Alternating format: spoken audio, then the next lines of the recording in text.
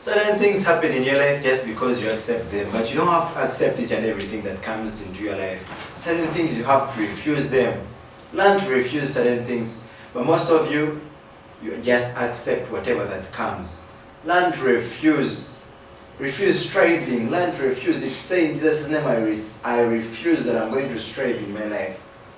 You know, some of you, whatever that happens, you just accept. You just accept each and everything. You have to accept certain things, and certain things you don't have to accept them. Learn to refuse things that distress you. Learn to refuse certain things that don't come your way, the way you want them. You have to refuse them. Even if you go to a doctor and he speaks a certain disease onto your life, that he has discovered a disease onto your life, learn to refuse it in your mind. Refuse it. Don't believe it. You see, believing carries a very big thing in our lives. When you believe something with your heart, it can happen. So some of you, when the doctor says certain things onto your life, you just believe it with your heart. And you take it. But learn to refuse certain things. Refuse them totally and totally. Refuse poverty. Say, yeah, I refuse to be poor.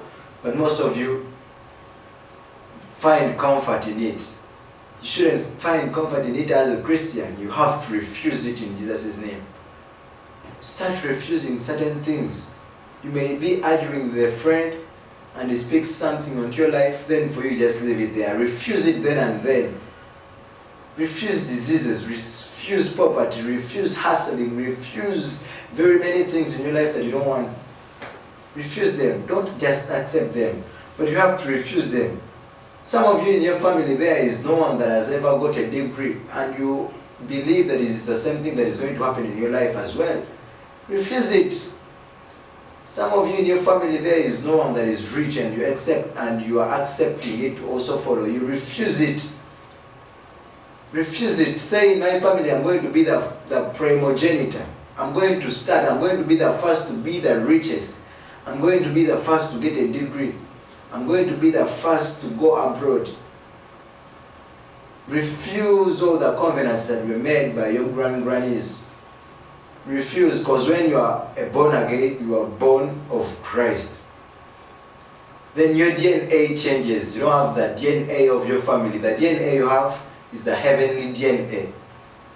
So the brothers you have and the sisters you have are Jacob, Isaac, Abraham.